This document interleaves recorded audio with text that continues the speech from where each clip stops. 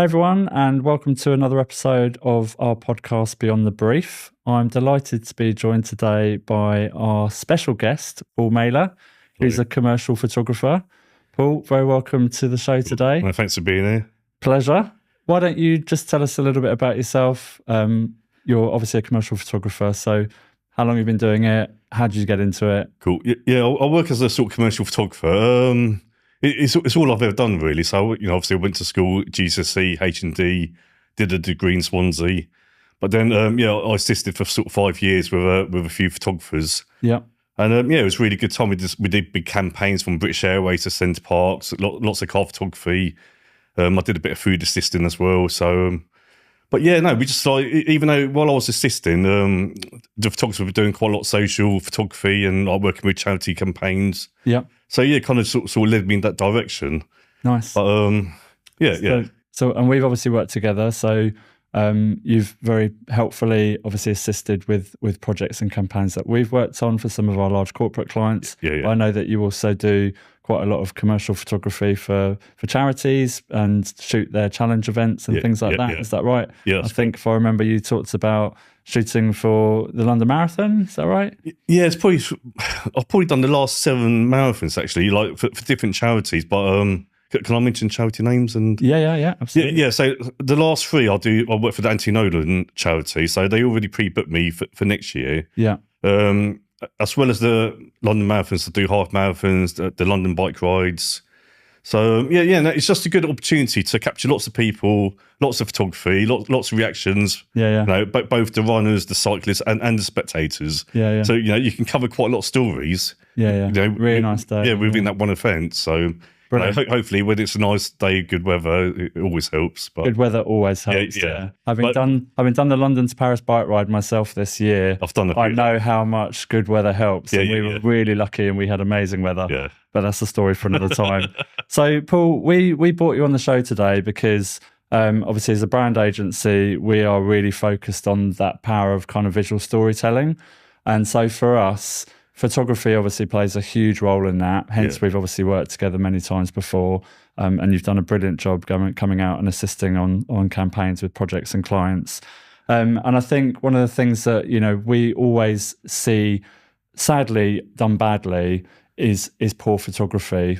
Still happens all of the time. Yeah. We still have far too many clients that are willing to use things like stock libraries, which whilst they can have their place, and I appreciate people often use it for affordability factors and things like that, it's just not the same as actually having a real photographer go out into a live setting and take kind of real authentic shots.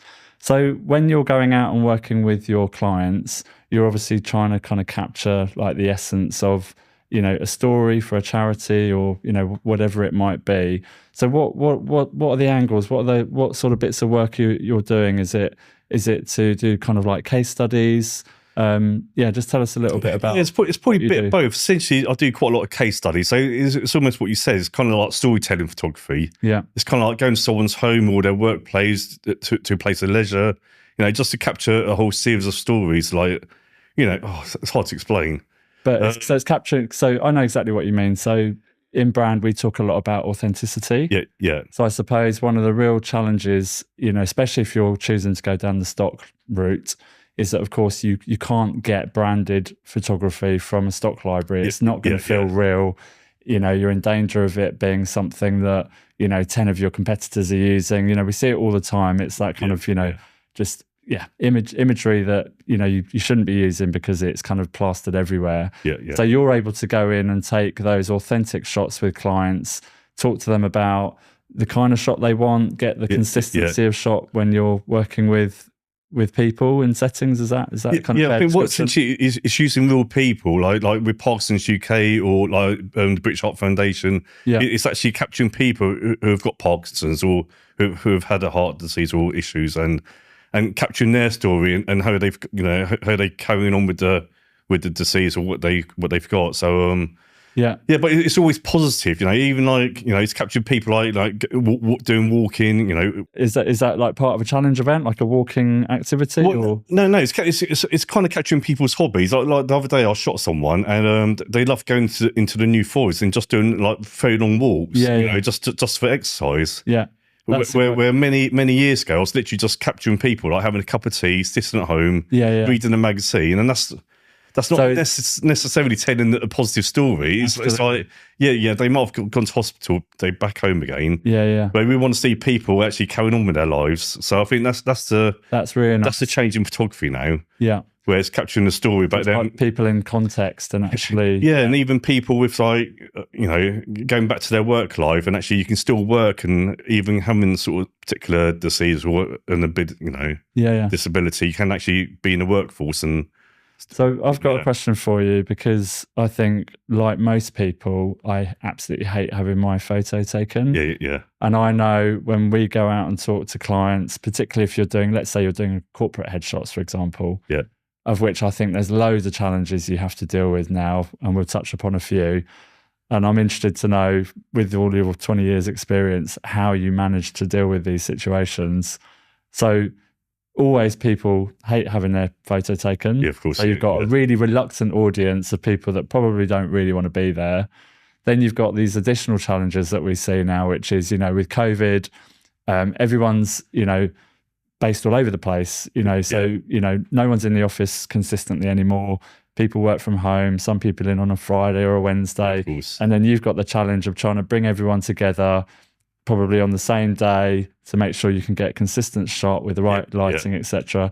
So how do you manage that? Is that still a problem? Is that something you're still facing? I think it's changed. It's obviously working with the clients, trying to get everyone in at the same time, giving them a little bit of notice. I think it's the way I shoot as well. I often tether straight to a laptop, regardless whether it's a case study or a headshot. I will shoot straight to the laptop, so the client, the personal photographer, it's all instant. Yeah, I try to put them at ease. Just have a little chat about what's on TV, or is that standard British question like what's the weather like? So just having a little chit chat rather than people coming in.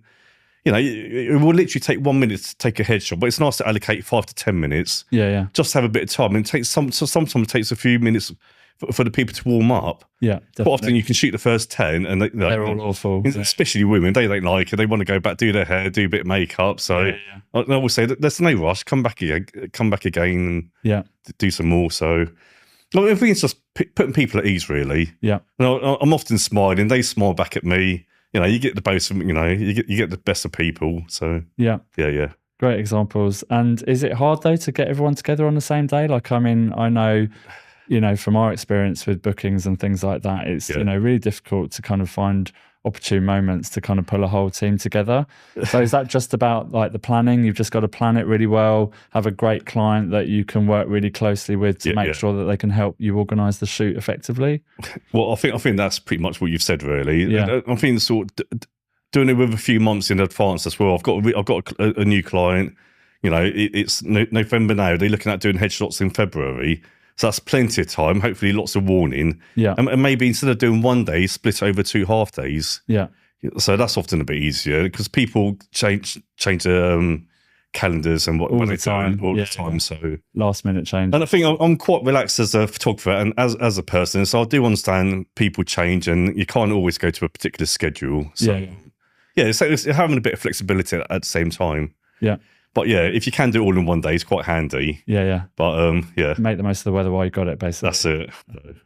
So how do you work with the client to ensure that you're kind of getting that consistent look? And do you talked about storytelling yourself. Yeah. So, do you have a way or a method of ensuring that the photography kind of fits in with the aesthetics of the rest of a brand? So if if you've been working for a charity that you know well for a while, is there a specific look that you're discussing with the client beforehand? Tell me about that. Yeah, I think most of my clients, they do have sort of quite strict brand guidelines. Yeah. So I've got to keep recapping. I often take a shot and have it on my phone as a PDF just to keep re-looking at it. So, some clients do want it wide. Some clients like it sort of quite tight shots on people now. Yeah. But, we got the whole different, what's the word I was going to say? There's different formats. Yeah. So I'm looking at Instagram banners. Portrait story. The story on an Instagram shot is obviously quite short and narrow, and that's quite awkward. And that must have changed a lot over the years because there is, like you say, there's so many platforms and formats that people want to share. It's getting quite hard to shoot because you often have to shoot one one image and pull 20 back, go different ways. forward. So it starts getting a bit complicated. Yeah. It's easy just get the shot first, then I'll pull back. Yeah. When you've got a wide shot, that seems to be able to be used for quite a few purposes. Yeah. But yeah, it's quite strict guidelines. But with I do have a style of my own, so I try to put that into their guidelines, and I think that's why people do use me. Yeah. You know, I do love a bit of colour, I do love depth of field and a bit of space around the image. Yeah. Yeah. And I think you can see that throughout my portfolio. So I do keep my work consistent. Yeah. Yeah. Yeah. But where a client wants me to go a little bit tighter or wider, I can still keep my style, but work to their guidelines. Yeah. Nice. So, So able to kind of bring those two. yeah, things together. because some clients obviously have particular text, top left, top right. So it's all to do with where they want their text, essentially, on a website or in print. So I mean, that's a great example of, like, you know, how you can create that consistency through the shots, through the brand, for all of those different touch points that you've just talked about. Because as you say, you know, if we're planning a campaign or a project, we've got to think not just about, oh, is this going in print? Is it for a brochure?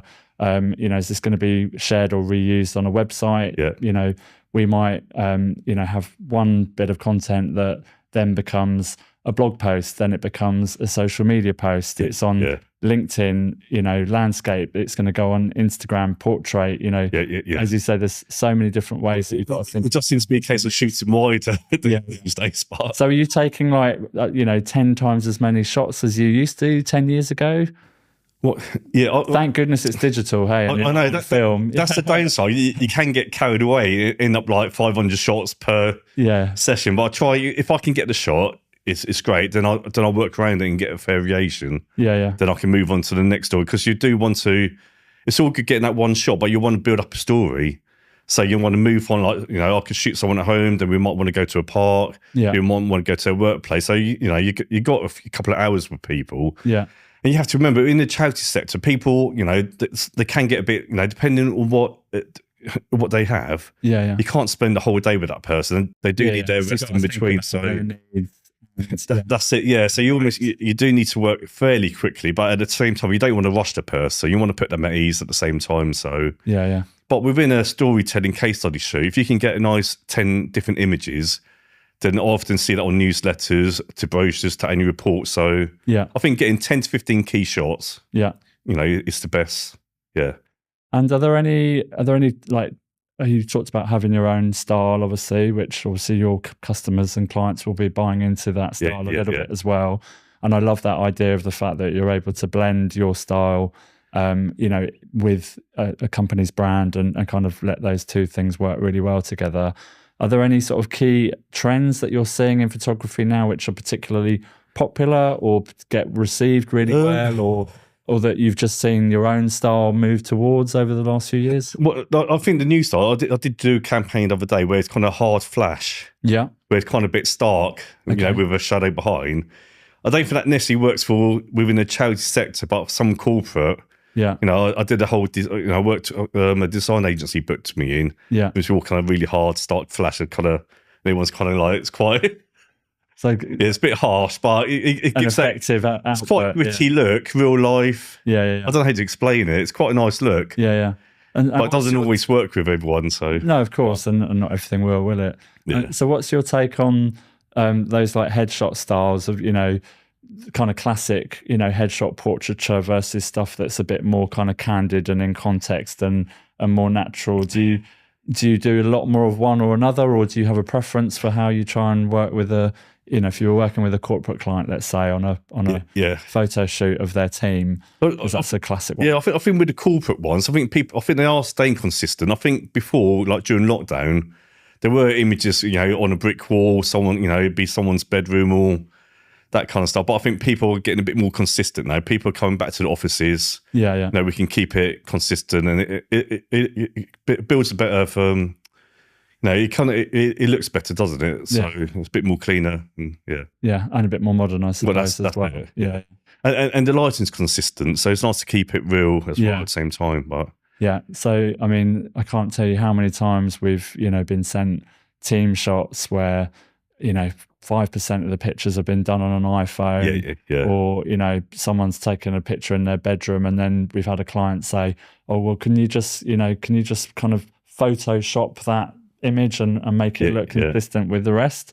And a lot of the time I'm thinking, well, we're brilliant at what we do, but there's no magic button here where we can just kind of go make this look like all the others. So it can be a real challenge. I think, it's nice to know that you're looking for consistency, because that's really key. I was going to say as well, with going back to the style of photography, quite a lot of people want to just use natural lighting. Yeah, and that's really nice. But within a home environment, especially in England and sort of the style of people's homes and flats, it's very hard to use natural lighting. Where totally. Most of my stuff I do use flash, and it's a little bit thin, and it's all very well balanced. So you can't often tell I'm actually using that equipment. But it creates people are kind of well lit, but not overly lit. So it's having that fine balance. Lighting's it's quite important. Really key. So luckily in here we've got some great lighting. Nice and bright.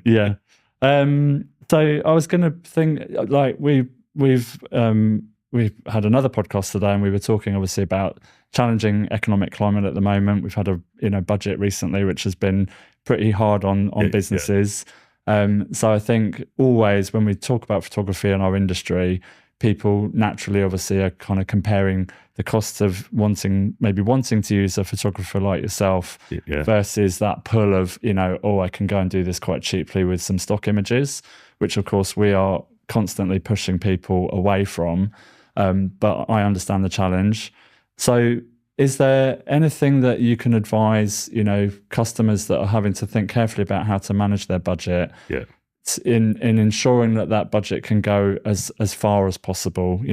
What can they do to, minimize the impact of time and cost when working with a photographer like you, to ensure that it can be, done, I suppose, as economically as possible and get the most out of it?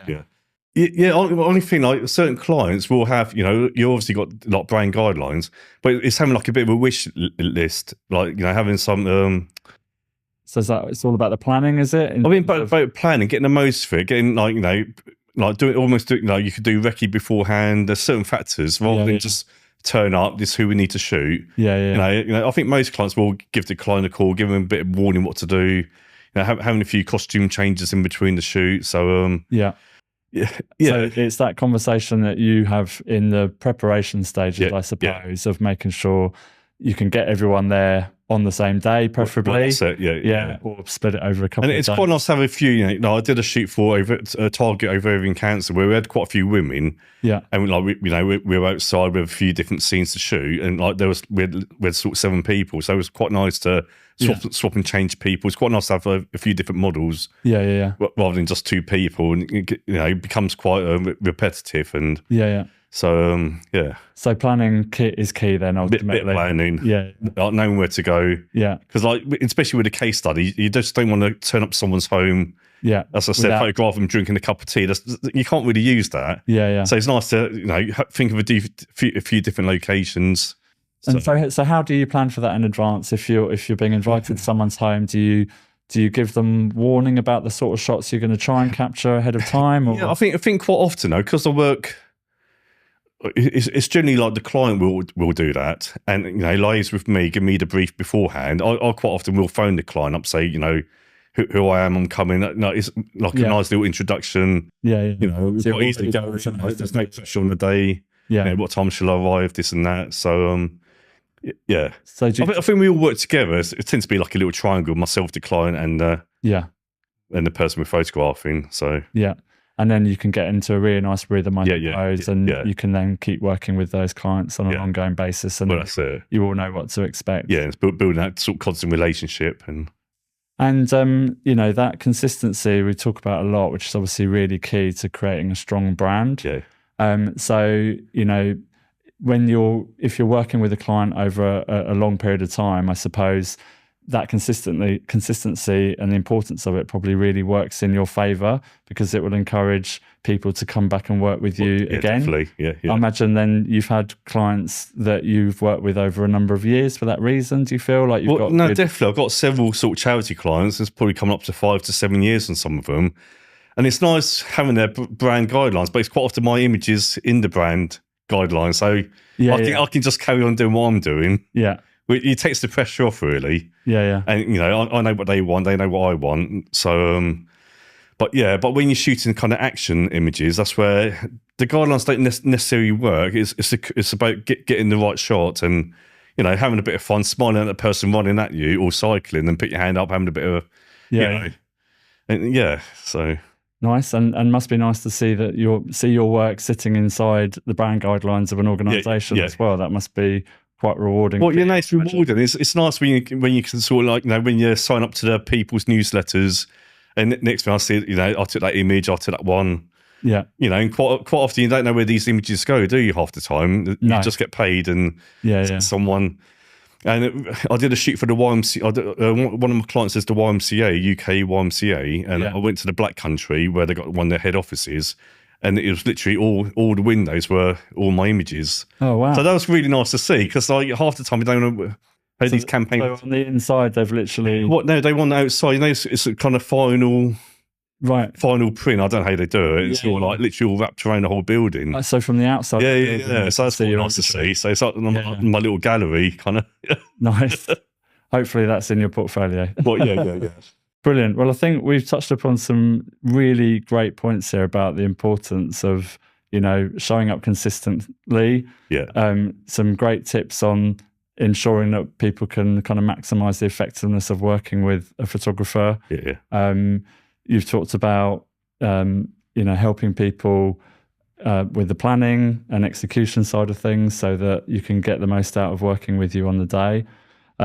So, yeah, I just want to say thank you so much for coming along and having a chat with us today. No, thank you for being here. We really look forward to working with you again in the future with some more campaigns in photography. Yeah. And until then, thank you again. Definitely. No, thank you. Thanks for having us. Thanks a lot. Brilliant. Thank you. Cheers.